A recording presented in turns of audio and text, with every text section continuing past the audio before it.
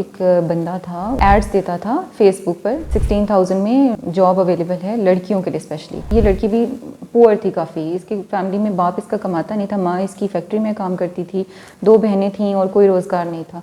बस बुक्स हैं, इससे भी क्वेश्चंस पूछते हैं हमारे बॉस, तो इससे भी तैयारी करनी है। तो मैंने ये होटल में रूम बुक करवाया हुआ है, तो चलो वहाँ जाके तैयारी करते हैं। वो लड़की थी मासूम, चलेगी उसके साथ। पहले तो डराया गन पॉइंट पर, ठीक है, उसकी वीडियो बनाई, उसके साथ रेप किया, ठीक है। रेप करने के बाद उसको ले आया, वहीं पे जिना गार्डन में छोड़कर चला गया। जो वायलेंस के एलिमेंट्स थे वो नज़र आए, तो फिर हमने उसके व्हाट्सएप को ट्रेस आउट किया, उसकी लोकेशन निकली झंग की, क्योंकि वो आदी मुजरिम था, वो घर में नहीं रहता था और वो लड़कियों को ट्रैप करता था और इसी तरह से लड़कियों के साथ करता था। और ट्रैप भी उन्हीं लड़कियों को करता था जो कि थोड़ी वल्नरेबल होती थी। उस वीडियो की बेस पे वो उसको हैरास कर रहा था, जिसकी वजह से वो बच्ची फिर बता नहीं पा रही थी कुछ। अस्सलाम वालेकुम नाजरीन, ड्रामा सीरियल केस नंबर 9 के बारे में या तो आपने सुना होगा या आपने देखा होगा। ऐसे ही किरदारों के बारे में आज आपको बताएंगे कि लाहौर में एक ऐसी लड़की जो नौकरी के लिए लाहौर आई और यहाँ पे उसको असमत दरी का निशाना बना दिया गया। किस तरह उसने अपना केस फाइट किया और पुलिस ने मुल्ज़िमान को किस तरह गिरफ्तार किया, आज जानेंगे इंचार्ज इन्वेस्टिगेशन ऑफिसर से, जिसने ये सारे केस को डिग आउट किया। मैं उस time gender based violence cell में तैनात थी, तो मेरे पास एक केस आया, एफआईआर लॉन्च हो गई, मेरे पास आई एफआईआर। विक्टिम ने जो एफआईआर थी ना, वो इंसिडेंट के 3 दिन बाद लॉन्च करवाई। तो मैंने उससे पूछा क्या रीज़न थी, तो उसने वो बताया सारी स्टोरी अपनी कि उसके साथ जो हैपन हुआ। एक बंदा था, उसने एड्स देता था फेसबुक पर कि 16,000 में जॉब अवेलेबल है लड़कियों के लिए स्पेशली, कांटेक्ट करें इस नंबर पे।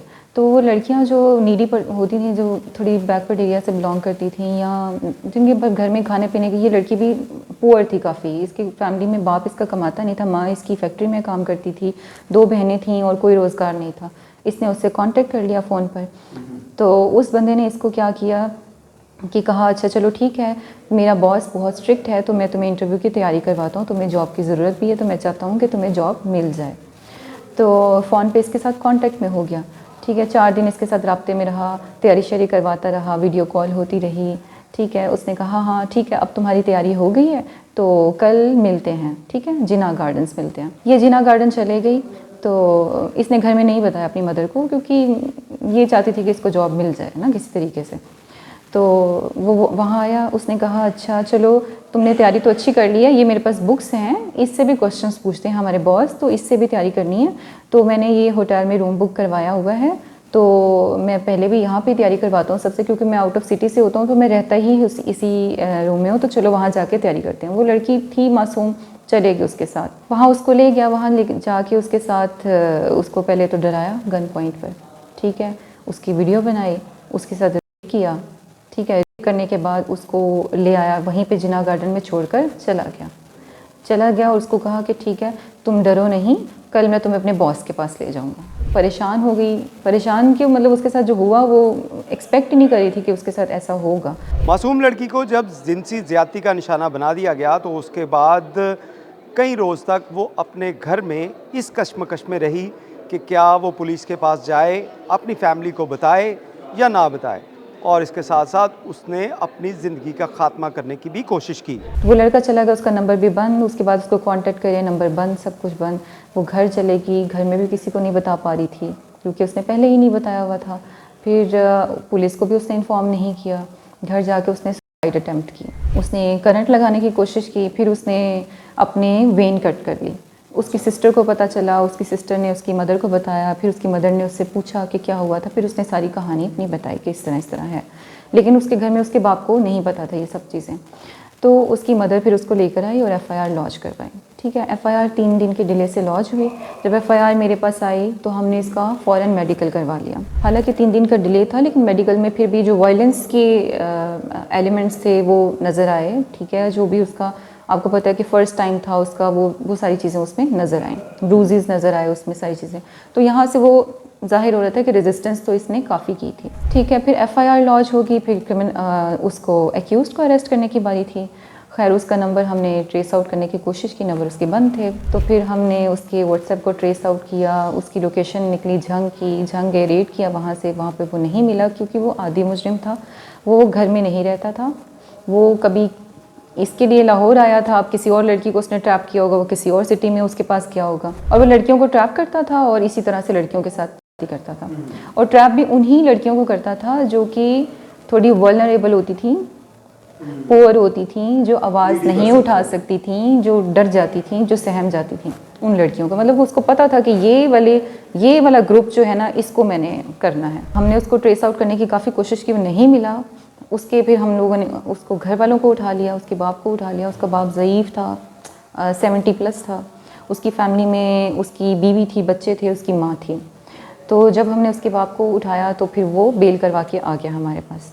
जब बेल करवा के आया तो हमने उसकी इंटेरोगेशन की, काफ़ी टेक्निकल बेसिस पे, उसके CDR की बेसिस पे उसने कहा कि मैं तो लाहौर कभी आया ही नहीं, लेकिन उसकी CDR कहती थी कि वो लाहौर आया है। उसने कहा कि मैं तो इस होटल में कभी गया ही नहीं।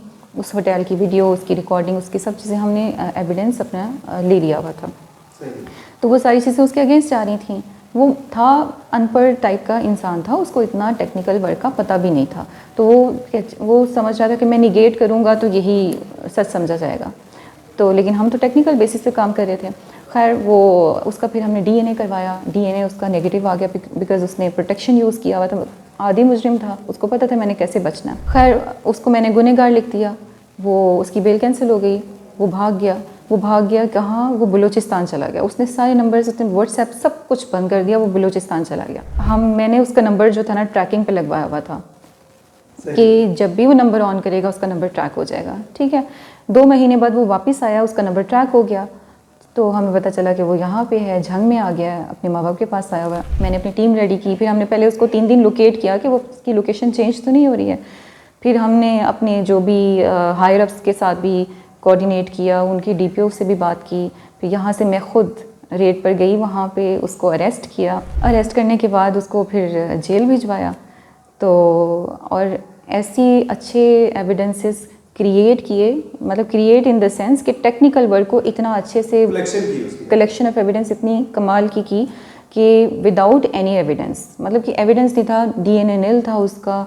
ठीक है, जो फ़ोन उसने वीडियो जो बनाई थी वो रिकवर नहीं हुआ था क्योंकि उसने फेंक दिया हुआ था। उस वीडियो की बेस पे वो उसको हैरास कर रहा था, जिसकी वजह से वो बच्ची फिर बता नहीं पा रही थी कुछ। अदालत में भेज दिया, अदालत में एविडेंसेस रिकॉर्ड हुए, क्रॉस हुआ, सब कुछ हुआ और उसको फिर उम्र कैद की सज़ा हुई। मुल्ज़िम चाहे कितना ही शातिर क्यों ना हो, लेकिन कानून अपना रास्ता खुद इख्तियार करता है।